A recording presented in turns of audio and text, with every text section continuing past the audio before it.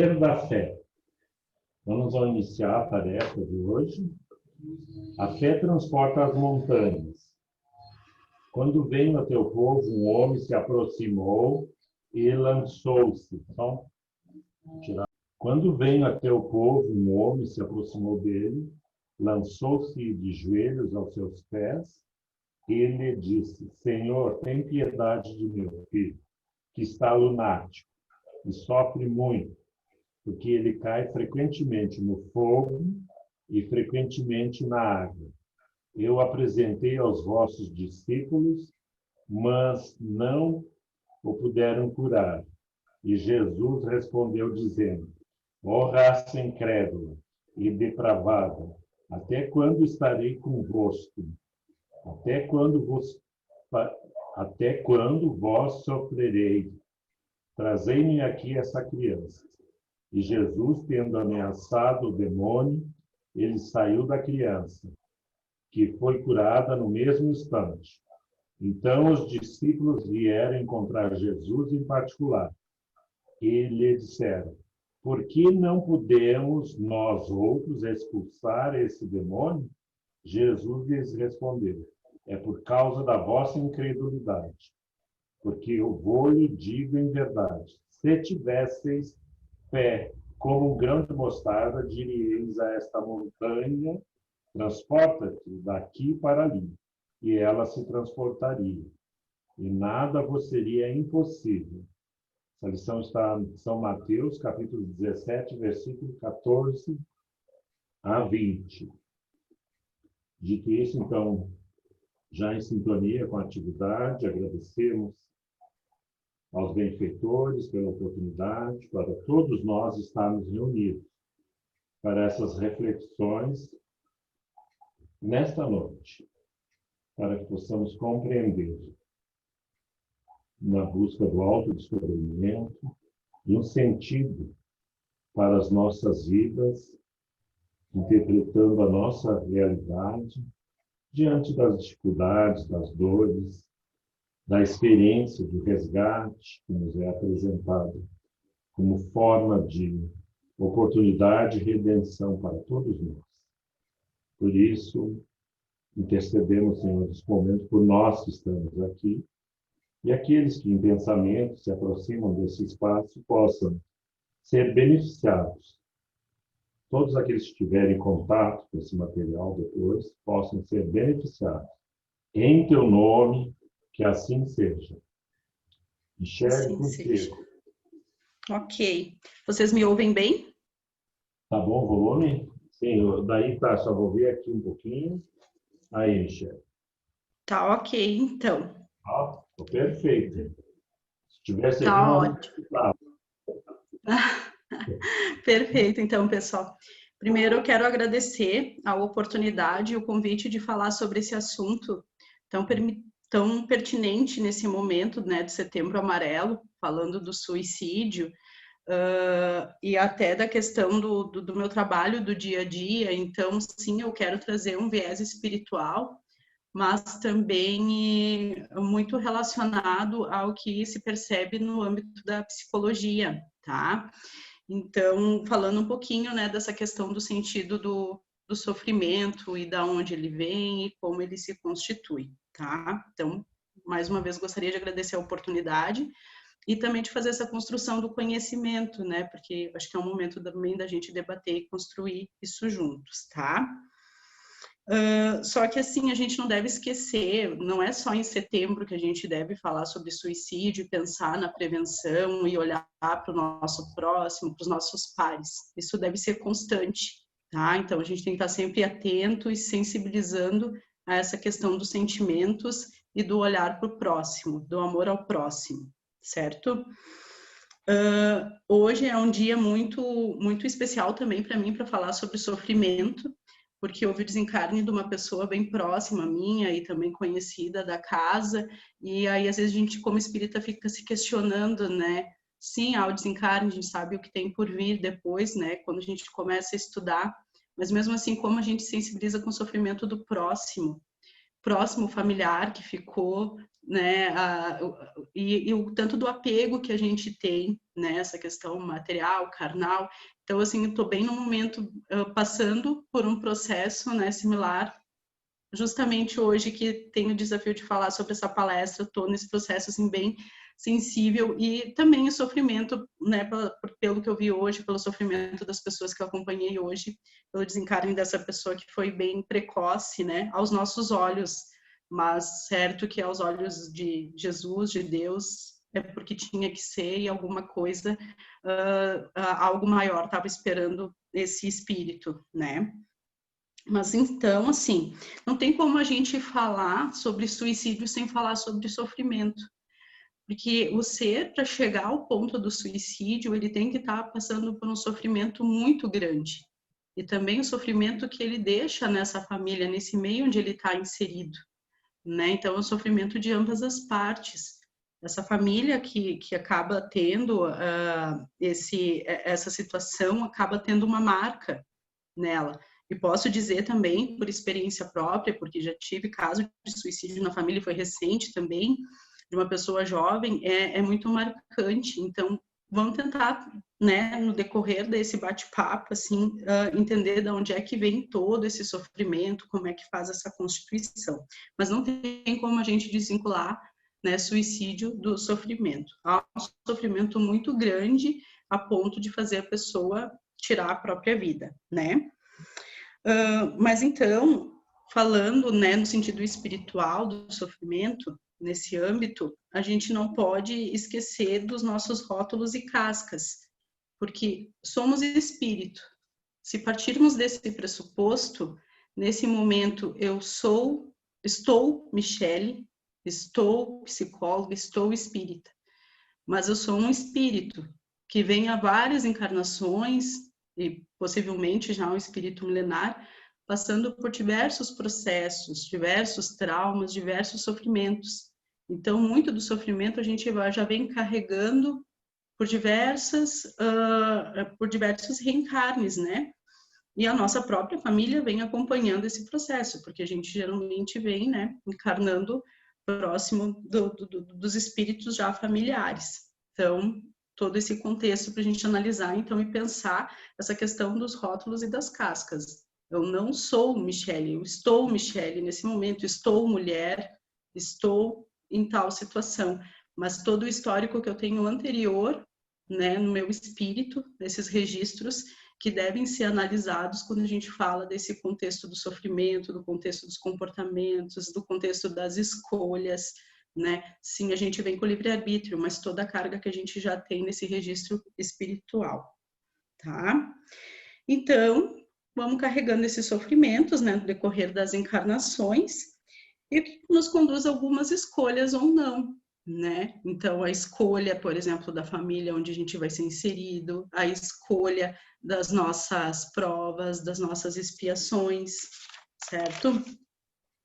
Então, a gente tem que lembrar também que as provas que escolhemos foi escolhido por nós, não é em vão. No nosso processo intervidas lá com os nossos mentores, né, que vem nos acompanhando, com nossos anjos da guarda, a gente fez esse desenho. Então, hoje encarnados, às vezes parece, nossa, mas que carga, que prova tão pesada, né? Mas foi escolhido por nós, e se foi escolhido, foi desenhado dessa forma, é porque é possível suportar. E é para o nosso processo de evolução, é para o nosso processo de resgate. Então, também a gente tem que pensar que, por mais pesado que pareça essa prova, ela tem um sentido, foi escolhido por nós e a gente é capaz de conduzir ela. Porque jamais Deus, jamais Jesus deixaria que a gente viesse para uma encarnação com algo que nós não suportássemos tá passando, tá? Então, a gente tem que ter fé, tem que confiar e tem que seguir, né? Porque, de novo, faz parte do nosso processo evolutivo como o espírito, tá?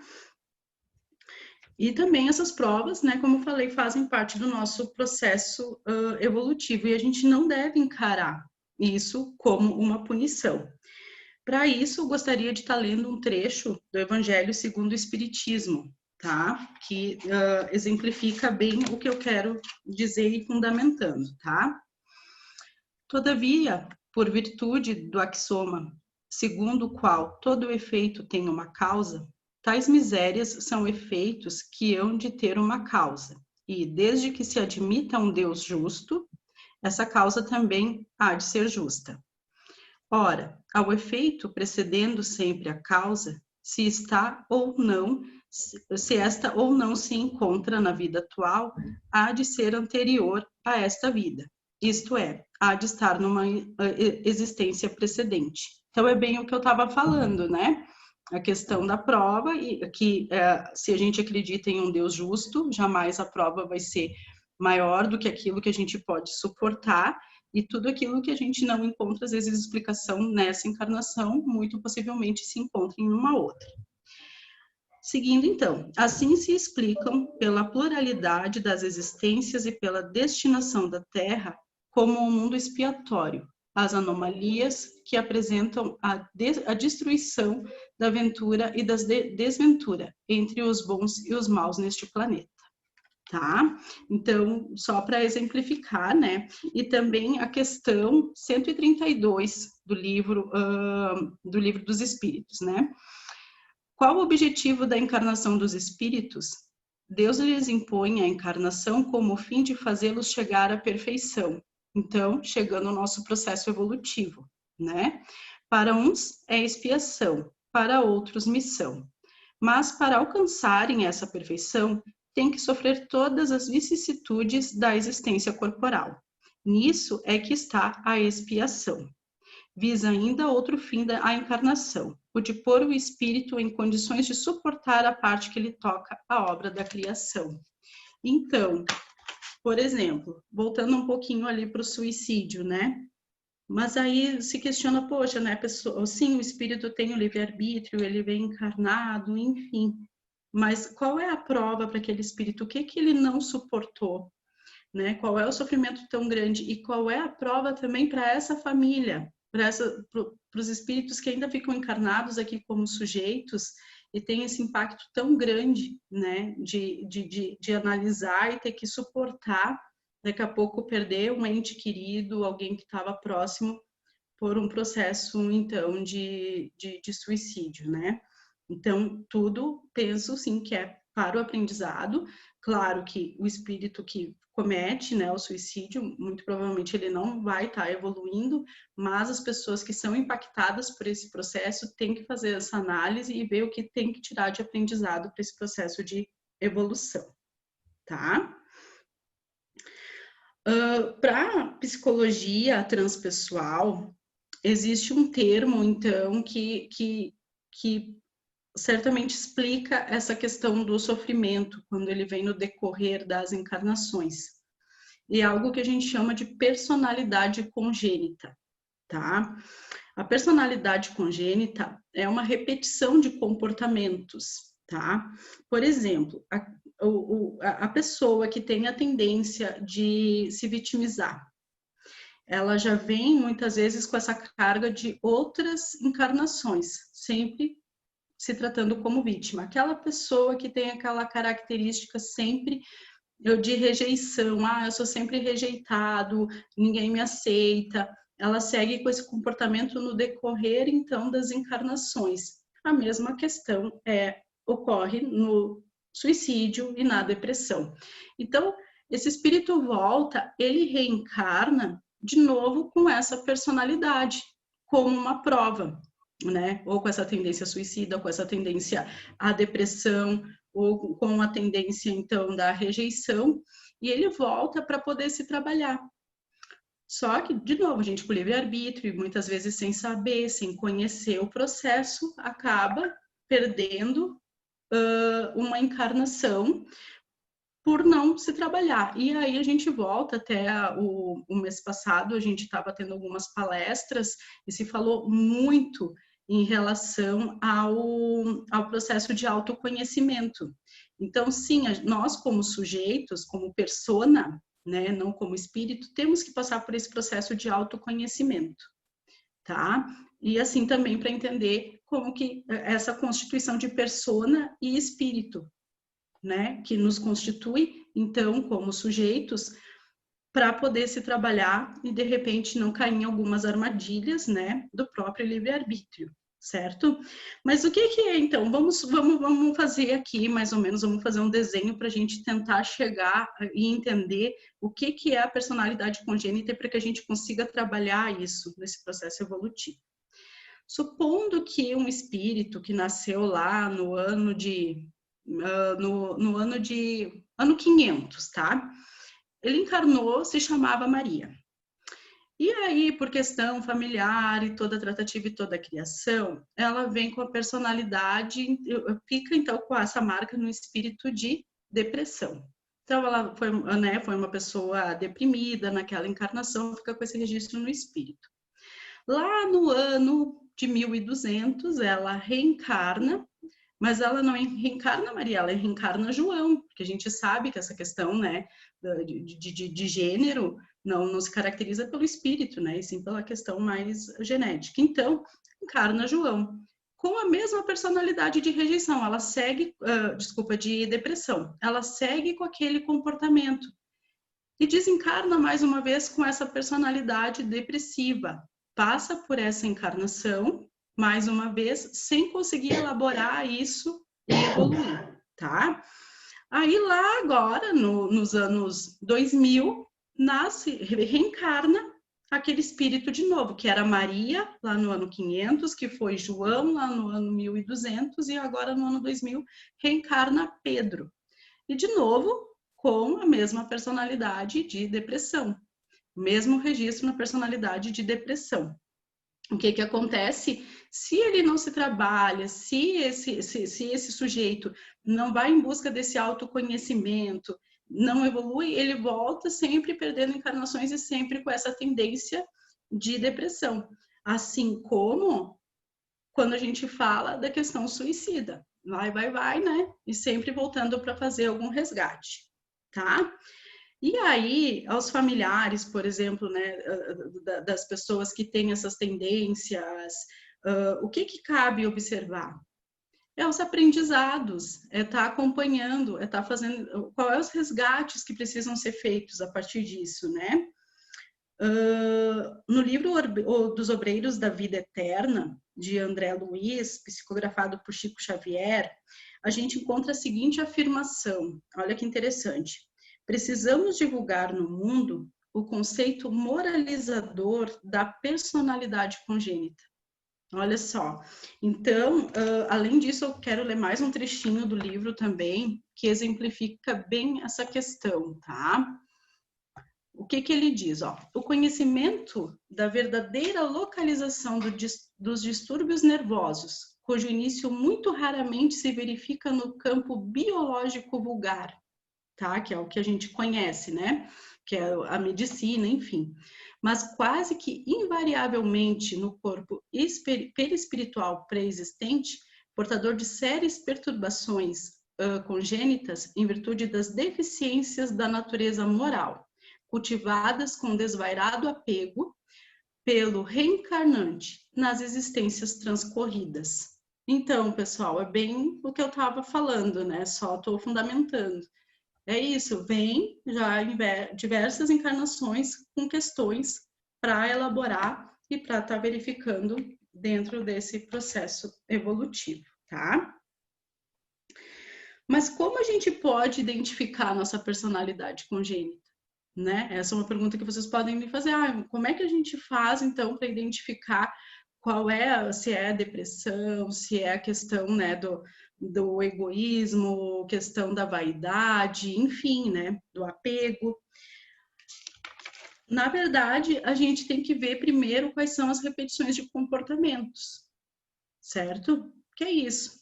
Sim, eu sempre tenho esse comportamento de me irritar fácil, de me desmotivar fácil. Cada pessoa tem uma série de comportamentos que tem que serem avaliados, tá? Mas não só na gente, também nos nossos parceiros, nas pessoas que amamos, que estão conosco todos os dias, até para ajudar também na orientação e na análise dessas pessoas, para daqui a pouco não deixar cair sempre nessa armadilha, né, dessa sequência de comportamento. e também por gatilhos que são acionados em alguns momentos da vida, né? Por exemplo, vamos pegar um exemplo assim bem simples, né, para a gente contextualizar. Daqui a pouco está eu e o Flávio no mesmo ambiente, alguém faz alguma afirmação e que me ofende profundamente e que o Flávio não. O que tem ali que aciona aquele gatilho em mim? E que gatilho é esse? É o gatilho de raiva? É o gatilho de rancor? É um gatilho de ódio? Opa, isso tem que ser analisado. E por mais que isso analisando no dia a dia, né, no decorrer dos dias que passam, porque às vezes a gente olha assim, poxa, por que acionou na Michelle e não no Flávio, por exemplo? Ou então, por que sempre aciona esse gatilho de raiva quando tem tal situação? O que está acontecendo ali que eu não consigo evoluir? O que está acontecendo que eu não consigo me desapegar de uma situação X ou Y? Então, isso tem que ser avaliado e tem que ser trabalhado.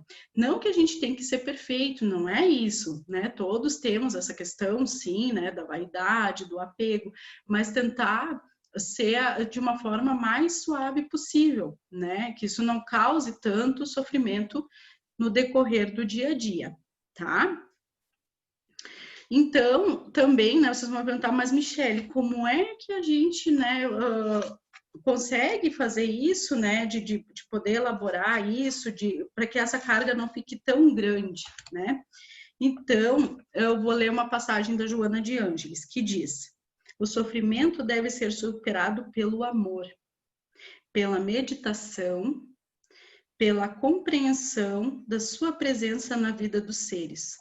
Fator de progresso, necessidade de reeducação, mecanismo da evolução que é. Olha só que interessante, pelo amor, pela meditação. Quanto tempo a gente consegue tirar para nós, para silenciar a nossa mente, para deletar, com todo o estímulo que a gente tem nesses momentos, estímulo tecnológico, estímulo da TV, das informações, tudo tão rápido. Sim, é para o nosso benefício, a gente não pode ignorar. A gente consegue se comunicar como nunca conseguiu. As informações correm muito rápido, mas ao mesmo tempo a gente não desliga. As pessoas têm extrema dificuldade nos dias de hoje de conseguir 5 minutos para fechar os olhos, para olhar para dentro, para respirar, para fazer uma meditação. Então, e tudo isso causa sofrimento, porque isso é angústia. Isso é não conseguir realmente se desligar, não conseguir ficar longe do celular. A gente precisa voltar às nossas raízes e sim, né, respirar, olhar para dentro, centrar, ter essa conexão de novo com nós como espírito, né? E olha só o que ela diz também, né? Pela compreensão da sua presença na vida dos seres, fator de progresso, necessidade de reeducação, mecanismo de evolução que é. Então, o sofrimento também é um mecanismo de evolução. Então, nem sempre ele é ruim, a gente só tem que saber, como eu estava falando antes, não olhar para ele só como uma carga, algo que eu não vou conseguir superar, mas olhar como um processo de aprendizado, tá? Leon Denis também diz o quê? Se nas horas de provação soubéssemos observar o trabalho interno, a ação misteriosa da dor em nós, em nosso eu, em nossa consciência, compreenderíamos melhor sua obra sublime de educação e aperfeiçoamento. Então, de novo, né, a gente já sabe que nada é por acaso, tudo tem, né, a intervenção de Deus, tudo ele está nos acompanhando. De novo, a gente tem que ter fé, acreditar, acompanhar e entender que tudo é um aprendizado, né? Tudo é para o nosso processo evolutivo, então tudo tem um porquê. Tudo que acontece, tanto de bom quanto de ruim, é para o nosso processo evolutivo, tá? A gente também tem que lembrar do nosso processo de reforma íntima, tá? E, de novo, não estou aqui falando de perfeição, mas a gente tem que olhar para a nossa questão moral e para a questão da reforma íntima, que é uma das finalidades da nossa reencarnação, né? E que leva aos resgates e aos retornos. O processo de reforma íntima, ela é um processo gradual. Então, eu não consigo fazer uma virada de chave do dia para a noite, mudar totalmente meu comportamento. Mas se eu for a cada dia plantando, né, fazendo, analisando a questão do comportamento, a questão de como eu me posiciono, minha questão moral, vai se tornando hábito, assim como a leitura. Já tem, isso é teórico, tá? Tudo que a gente faz por 21 dias se torna hábito, né? Então, se por 21 dias, por exemplo, eu pego o hábito de todo dia de manhã ler um trecho do Evangelho segundo o Espiritismo, se passados 21 dias se torna hábito e eu não consigo mais ficar sem, tá? Então, tudo que a gente vai tomando por hábito de se policiar, de respirar, meditar, fazer uma leitura edificante, né? Tá sempre levando o pensamento, a sintonia, né? Aos mentores, vai se tornando hábito e vai também nos ajudando nesse processo de reforma íntima, tá? A reforma íntima está ligado também a nossas questões de ego, tá? E ego é uma questão, falando na teoria psicológica, é algo ainda que é uma caixa preta, nem Freud conseguiu, né, desvendar totalmente nosso ego e nosso inconsciente. Então, é uma caixa preta, então imagina a dificuldade, né, para a gente conseguir fazer esses acessos e fazer essas elaborações. Mas olha só, até eu listei aqui algumas palavras que começam com ego e que devem ser trabalhadas no nosso dia a dia, e para ver como tem, né, todo o significado e sentido. Por exemplo, trabalhar o desapego. Desapego termina com ego, certo? E o egoísmo, que é outro fator que nós devemos trabalhar, é uma palavra que inicia com ego, tá? Então, não tem tempo, não tem idade para a gente começar a nossa reforma íntima, para a gente começar a analisar a nossa personalidade congênita. Porque, como eu falei, é um processo gradual. E tudo que a gente estiver fazendo para constituir essa questão evolutiva para o nosso espírito é um ganho. Então, não tem idade, não tem tempo, não tem hora para a gente revisitar e pensar sobre essas questões, então, tá? Para conquistarmos aos poucos a reforma íntima, devemos estar atento aos nossos gatilhos inferiores. Porque sim, nós temos gatilho. O que são os gatilhos? É aquilo que eu estava falando antes, né? Aquilo que aciona alguns sentimentos em nós, tá? Como sujeito. E eles existem, gatilhos inferiores e superiores. Os inferiores, o que é? Aqueles gatilhos que nos causam alegria, né, felicidade, e que evidenciam as questões nossas de personalidade que mais se afloram e mais satisfazem as outras pessoas também. Por exemplo, receber o abraço de um filho, poder receber visitas e ser acolhedor, ser um bom anfitrião, né? Esses são gatilhos superiores, tá? Ou lá dentro da profissão, fazer aquilo que me satisfaz, né? Então, gatilhos superiores, tá? Que a gente tem que analisar também e manter. Só que é muito mais fácil a gente conduzir os superiores do que os gatilhos inferiores. Que eu volto a dizer, é aquilo que realmente nos causa irritação, que às vezes nos tira do sério, que faz a gente tomar algumas ações por impulso.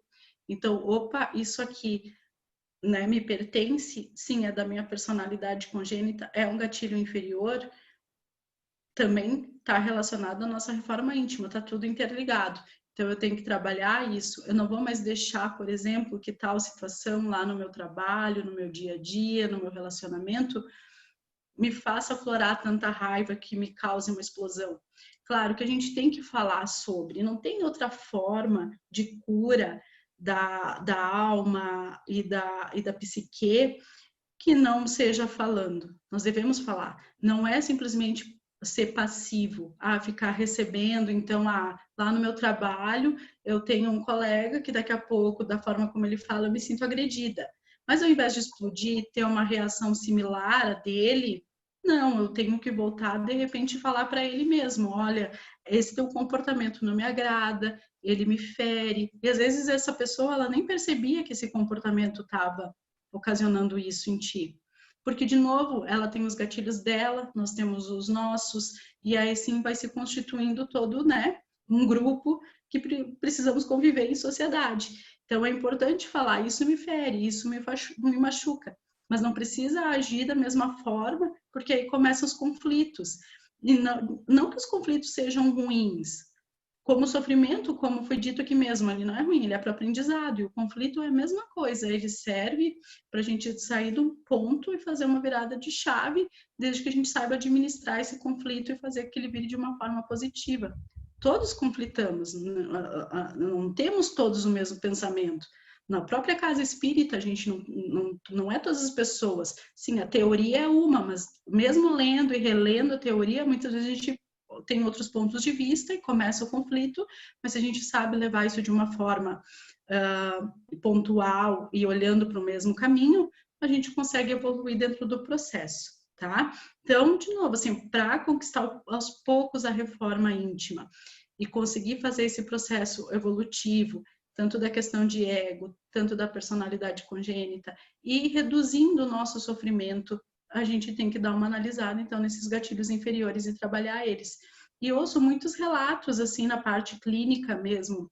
Hoje mesmo estava em um atendimento que veio a pessoa e comentou: antes eu recebia de tal forma, tal situação, agora eu consigo olhar de fora e entender de onde que vem esse comportamento. Então, todo o comportamento que nós temos e que nós mudamos é como quando a gente atira uma pedra num lago e vai fazendo as ondinhas. Vocês percebem que aquelas ondinhas vão indo, né? Vão indo até chegar ao fim do lago. A mesma coisa nós dentro de um grupo, dentro da nossa família, dentro do nosso trabalho, dentro de onde a gente está inserido. Se a gente muda o comportamento, o nosso comportamento vai impactando no outro, como a pedrinha que a gente jogou lá na água fez as ondinhas, isso vai mudando. Porque assim, eu sempre fui agressivo com aquele colega, por exemplo.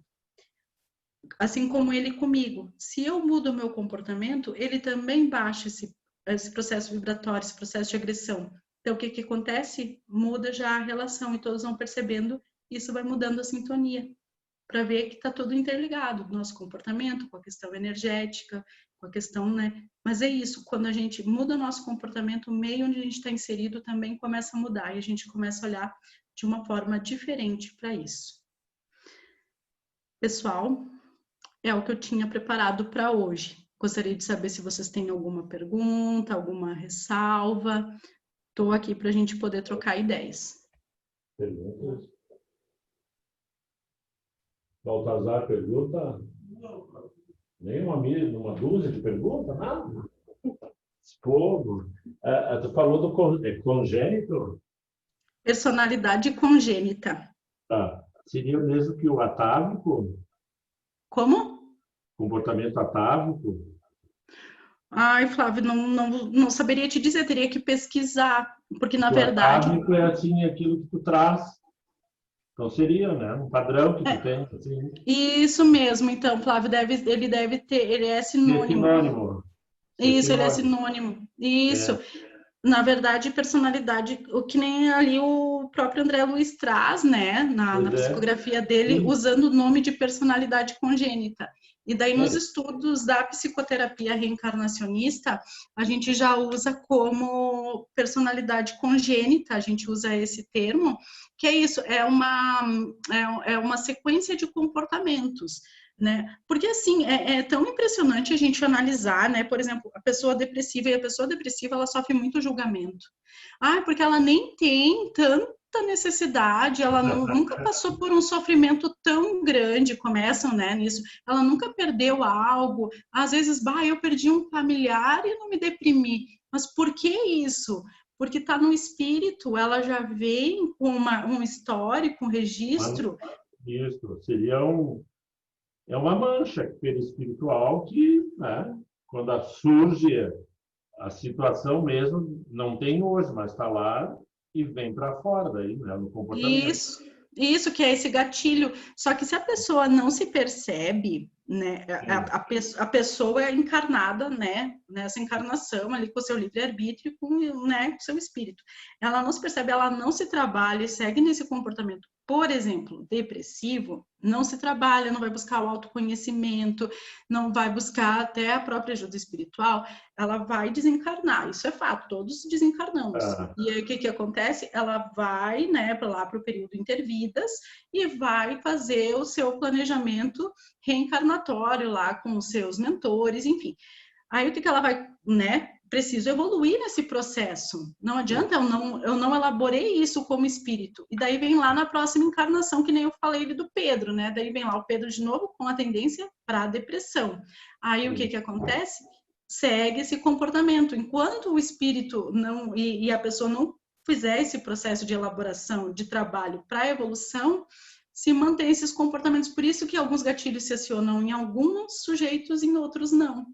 Tá, o que tu nos apresenta, né, um embasamento científico, que na verdade, por exemplo, nós quando lidamos com os dependentes químicos, que eu acho que é uma pauta, até nós estávamos há pouco falando da questão do suicídio, né? Nós sabemos que o suicídio tem essa parte ostensiva, mas tem aquelas práticas individuais que nos levam a tal, né? A questão, às vezes, do exagero na alimentação. Nós podemos até, na maledicência, né? No julgamento, né? Porque a gente estabelece o impacto, né? Que vai somatizar na nossa, vamos dizer assim, no nosso comportamento de maneira geral. Então, assim, porque o adicto, né? De uma certa maneira, ele é uma forma que ele encontra, né? Porque daí deve ter outros gatilhos, não só a questão do atentado à vida, mas como anestesiar, um anestésico para a dor, né? Uma coisa assim, estou elucubrando, assim, estou tentando entender, porque na realidade a gente não pode botar numa situação definitiva, cada caso é um caso, né, Michele? Sim, claro. Mas é isso, né, Flávio? Porque o que acontece? Ele não consegue suportar como espírito tudo o que ele veio para cumprir, é como tu falou, vai em busca desse desligamento, né? E desse prazer, porque na verdade aquilo que a gente sabe, a droga, se ela não fosse prazerosa, se ela não trouxesse um ganho para a pessoa que utiliza, ela não existiriam então drogados, não é algo ruim, a questão é a administração disso. Mas o suicídio também está dentro. Como é que eu posso, por exemplo, eu vou agora para Farroupilha ali na RS 122. Eu adoro fazer aquele trajeto porque sim, eu consigo botar velocidade no carro e tal. Só que a minha velocidade no carro é 100, é o que a pista me permite. Agora sim, a Michele foi ali, estava indo para Farroupilha e botou a 200 no carro, a faixa não comporta, né? O carro não comporta, a estrutura não comporta, se acidentou, né? Desencanou.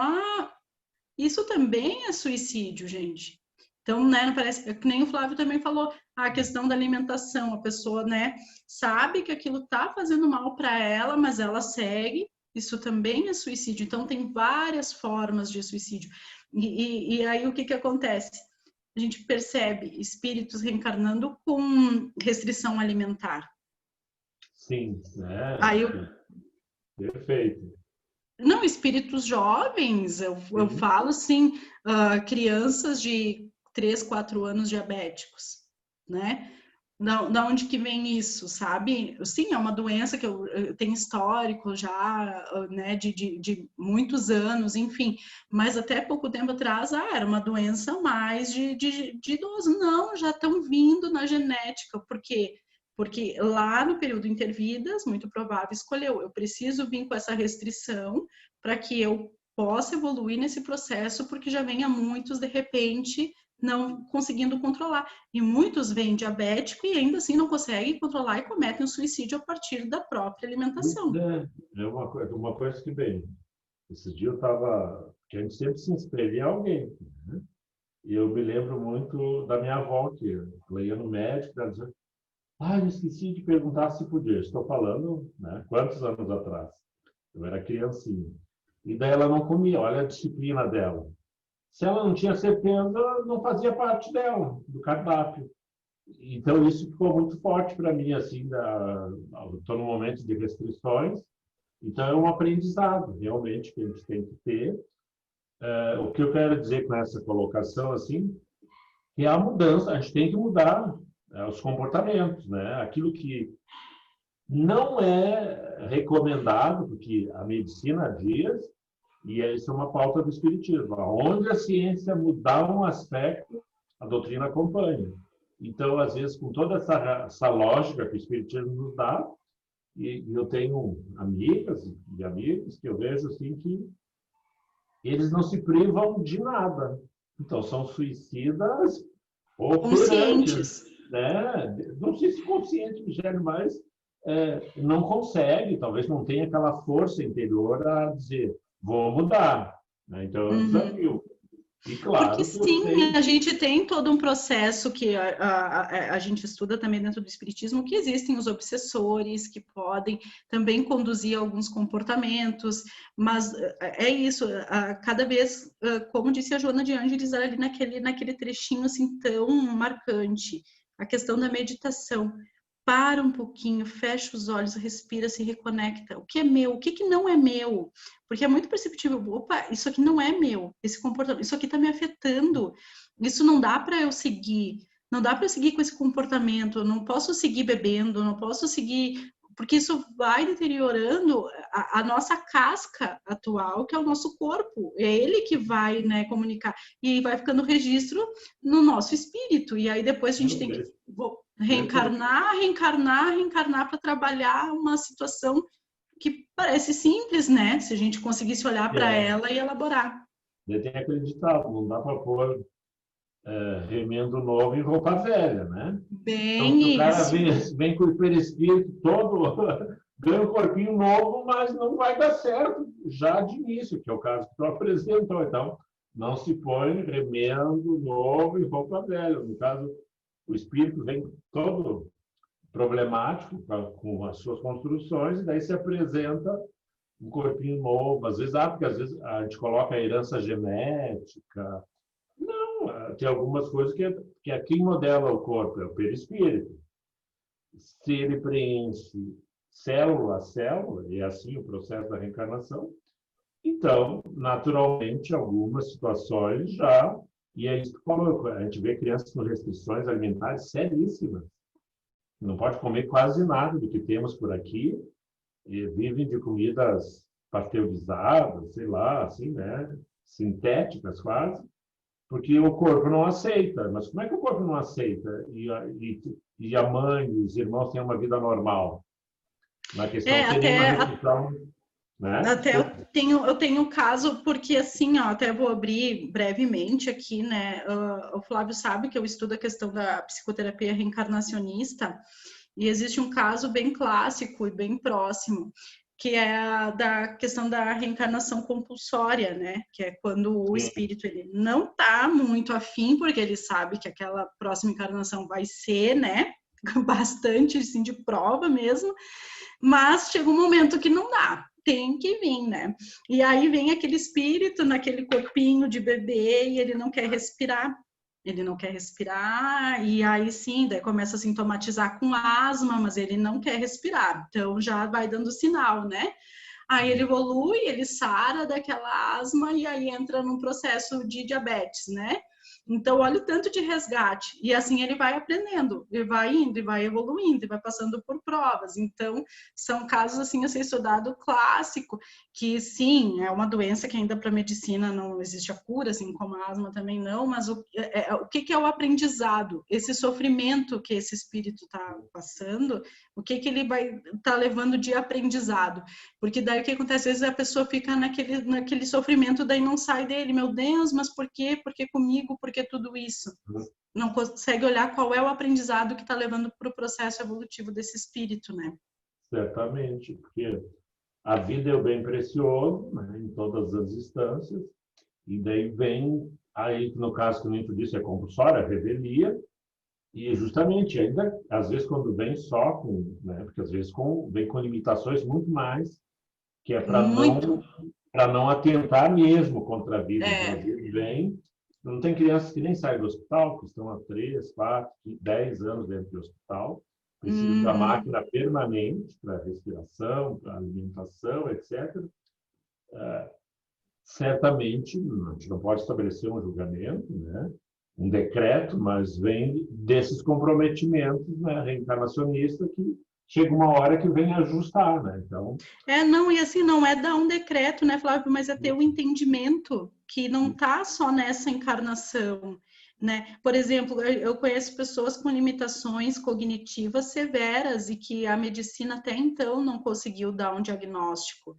E aí vem dentro daquilo que o André Luiz traz ali na psicografia, né, dele, que sim, existem coisas que não tem e que tá na reencarnação, que é isso que tu disse, já vem com uma limitação tão grande para que não execute de novo. Só que, de novo, não foi, foi o espírito nesse processo interventivo que fez a escolha, né, que veio com essa prova. E a lição que fica, talvez, dessas experiências, quando fica no hospital, a dedicação da família, porque, na realidade, eu acho que essa amorosidade que os entes vão movimentando em direção, tanto é que, às vezes, a gente vê uns absurdos, assim, a busca de recursos que a gente não consegue nem mensurar para tratamentos, mas daí, e o sacrifício que faz e busca alternativas, todos estão no aprendizado, né? E eu acho que o móvel principal é a vida sendo defendida ao extremo por todos, né? E, na verdade, todos estão em algum processo de resgate, Flávio, porque se a gente vai fazer o processo de investigação do inconsciente, que a gente chama, o que está lá no histórico desse... O que está registrado lá? Numa outra encarnação, daqui a pouco, aquele pai que está nesse papel hoje, né, como pai desse sujeito que vem com essa limitação. Na outra encarnação, às vezes, foi uma mãe agressiva, uma mãe abusadora, uma mãe que, sabe? Então, são os papéis que executaram uma outra encarnação. Então, a gente vem com todo um histórico, porque não só a pessoa que tem a limitação, mas aí, às vezes, uma mãe, um pai se pergunta, por que eu? Por que comigo? Por que veio para mim? Não é em vão. Não é em vão. Por que se suicidou na minha família? Né? Nem eu falei, eu tenho um caso, né, de um primo meu, você muito próximo. Por que ele? Por que na minha família? Mas qual é o aprendizado? Alguma coisa tem. Se eu for investigar, fazer a investigação do inconsciente, da história, alguma coisa a gente viveu num passado e que tinha que fazer esse resgate, sabe? Sim, bem, porque acrescenta, né? Então, assim, para nós espíritas que temos, a gente, vamos dizer assim, a gente solve todos os problemas nossos com a lei da reencarnação, que é a misericórdia permanente. A gente vai experimentando a nossa organização e vai modificando, na medida dos recursos que conseguimos amealhar, né? Porque não há milagres, há uma construção permanente do ser espiritual nas suas experiências e nas suas relações, né? Com a família, com o núcleo próximo, né? Então, às vezes, os primos, coprimos, lá Isso. tudo, vamos dizer assim, a estratégia divina para que a gente alcance o grande final, que é a evolução. Né? Isso. Não, é na nossa família que estão os nossos maiores resgates, né? Isso é fato. Certo. Te agradecemos. Então, tá. Faz a nossa prece para nós fechar, então. Sim, eu faço. Depois eu vou salvar e boto no YouTube e no Face, tá? Tá, legal, então. Gravando. Perfeito. Então, eu convido a todos, nossos irmãos, que estão nos acompanhando na palestra de hoje, que levamos o nosso pensamento aos nossos mentores espirituais e, por intermédio deles, as esferas superiores, a Jesus Cristo, nosso Salvador, e a Deus, nosso Criador, agradecendo a oportunidade de estarmos aqui nessa construção do conhecimento, falando de um assunto tão pertinente sobre o sofrimento. E gostaríamos também de estar irradiando energia aos irmãos que gostariam de estar conosco e não puderam, aos nossos irmãos hospitalizados, aos nossos irmãos presidiários e a todos que necessitam, aos moradores de rua, aos necessitados.